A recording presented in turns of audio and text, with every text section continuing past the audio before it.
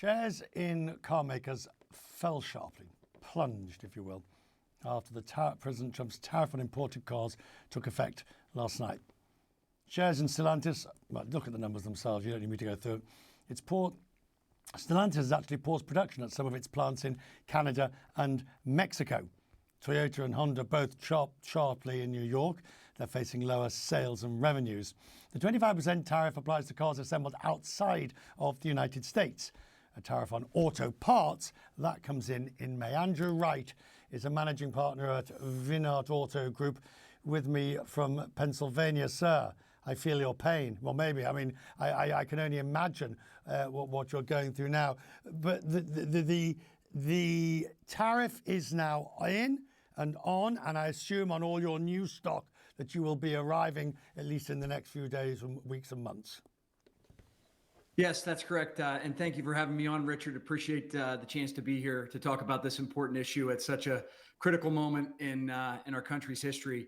The ground stock right now, in my case, at my 5 stores, I have 5 brands: Acura, Honda, Hyundai, Mercedes-Benz, and Porsche. So I'm well represented with import brands from both Asia and Europe.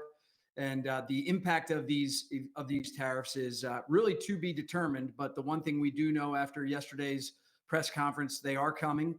And how each of the brands is going to deal with it remains to be seen. Some have already made some statements about their intentions to sort of price protect, if you will, which is the language that's being used, meaning they're not going to pass along any increases in pricing for the time being.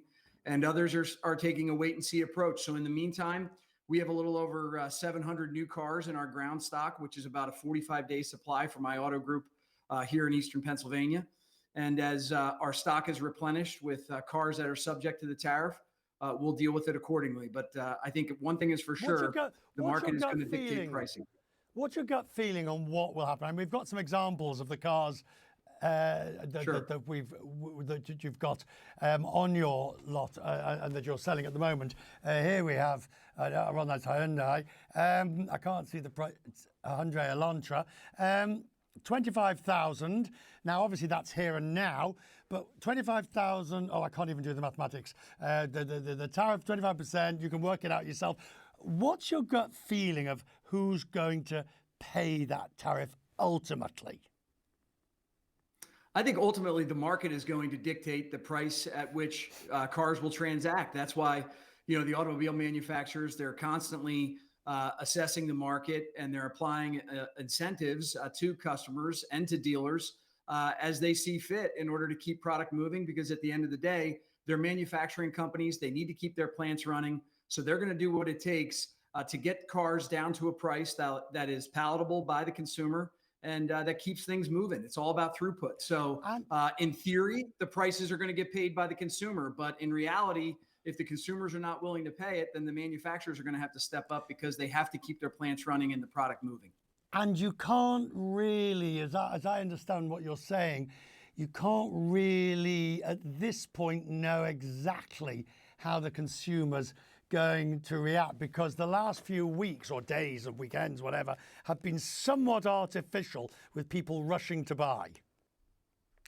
Yeah, that's correct. I mean, we had the second best sales month in our company's history in March last month.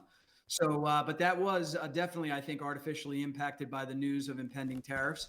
And again, the sales pace has kept up this month as we're only, in our 3rd day of April, but the sales pace remains brisk. And that is a direct result of consumers rushing to the market to try to beat the vehicles that are coming in that will be subject to the tariff. So, but again, the market is going to dictate what ultimately what the consumer will bear and who's going to pay for it. One last quick question just occurs to me. You say you've got about 750 odd cars still on in the stock. Could you get to a situation where somebody comes in and says, look, we're now 3 or 4 weeks into this. Have you got any non-tariff cars left? Or you say, well, your salespeople say, well, that over there's tariff and that over there's not. I mean, I guess that's conceivable. We'll cross that bridge when we come to it. But for right now, we're dealing with a situation where our ground stock is all pre-tariff. And as the post-tariff inventory gets commingled with the pre-tariff inventory, we'll address things accordingly. But again, the transaction prices are what they are. Oh, yeah, send the bill for the aspirin to me, sir, as you try to work it all out. I'm grateful to have you on the program tonight. Thank you, sir.